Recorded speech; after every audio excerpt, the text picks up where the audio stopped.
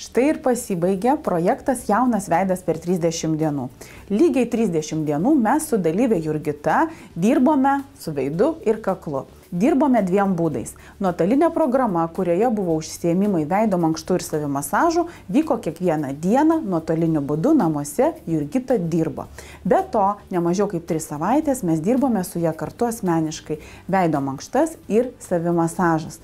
Ką mes pasiekėme per šituos 30 dienų? Pasiekimai yra akivaizdus, tai yra raumenyno, limftakos, kraujotakos ir netgi odos atsiliepimas, teigiamas atsiliepimas į manipulacijas. Tonusas pilnai atsirado visame veide. Ko mes nepasiekėme? Mes nepasiekėme pilno dingimo mimikos, tai yra spazmuotų vietų mimikos raukšlių. Tačiau jos tapo akivaizdžiai minkštesnės ir mažesnės. Lygiai taip pat mes galime drąsiai pasakyti, kad esančios mimikos vietos nebus didesnės, gilesnės ir ilgesnės. O svarbiausias ir pagrindinis dalykas, kuris buvo pasiektas šiame projekte, tai yra gera nuotaika, tai yra Jurgitas pilnas pasitikėjimas savo jėgomis ir nebegalvojimas apie kažkokias kitokias injekcijas ar netgi operacijas.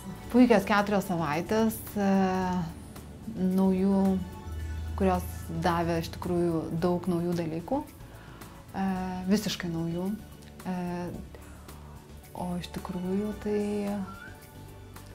tas režimas, jisai įpareigoja, šiek tiek tokį stresą duoda, nori, nenori, tiesiog pareiga šaukia.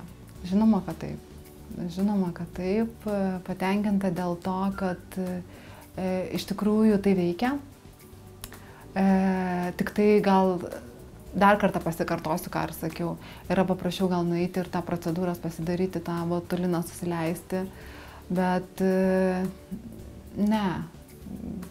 Jeigu yra galimybė, geriau padirbti fiziškai. Tuo labiau, kad tai oda, pirmas dalykas, ne tik, kad raumenys dirba, bet odos tonusas, jau matai, kaip odos tonusas keičiasi irgi nuo to viso dalyko ir gražėja ta oda. Tai yra technika ta, kuri kiekvienas gali. Nieko sudėtingo nėra. Galbūt pirmus kartus tą teisingai išmokti daryti teisingai, nepatingėti gal kelis kartus perklausyti, kaip tuos pratimus reikia daryti.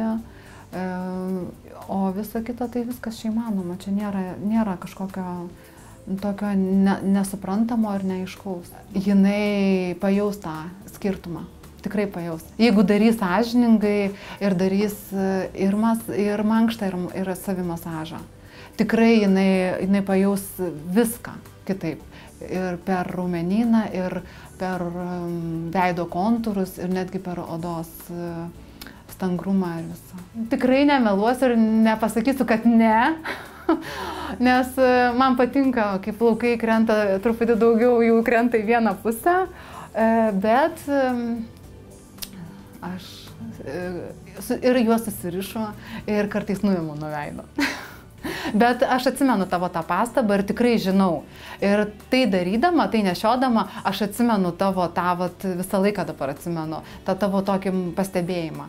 Ką tai duoda ir ką tai iššaukia. Ir kaip tai mane žaidžia, sakysime, žaidžia fiziologiškai. Kaip tai atsiliepia mano veidai. Kaip ir tau sakiau, dabar atsirado įprotis pūsti žandus. Ir pasižiūriu veidrodį, pamatau čia šitas ir taip namuose vaikštau.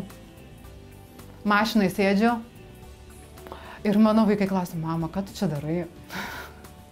Tai šitas dalykas, žinok, ką tu man sakei, kad tu pati kartais tą darai, vaikštai su papūstais žandais, tai aš tiesiog irgi tą pradedu daryti. Ir man visiškai...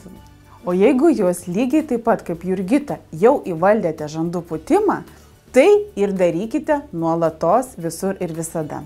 Tačiau mes turim ir pavasarį. Saulutė mus lepina ne tik savo šiluma, bet ir įtakoja mūsų veido raumenino veiklą. Ar pastebėjote, kad labiau susiraukėte? Ar pastebėjote, kad daugiau įtampos turite šiose vietose ir ypatingai akių vietose?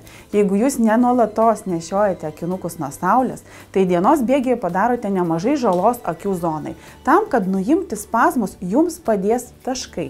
Apeikite savo akis taškinio masažo pagalba. Pastatykite pirštus ant kauliuko, Užsimerkite ir paskaičiuokite iki 10. 1, 2, 3, 4, 5, 6, 7, 9, 10. Įspaudimas turi būti lengvas. Tiesiog pastatote ir truputį paspaudžiate pirštais. Šitos vietos, kur mes prisimerkiame ir galbūt jau turime žąsies kojeles, pastatykite pirštus ant kauliuko, šiek tiek įspauskite ir paskaičiuokite iki 10. 1, 2, 3, 4, 5, 6, 7, 8, 9, 10. Apatinė vieta, kur irgi gali formuotis raukšlytės, pastatom pirštukus ant kauliuko ir palaikome 1, 2, 3, 4, 5, 6, 7, 8, 9, 10. Viena sesija jums atstato nemažą padarytą žalą.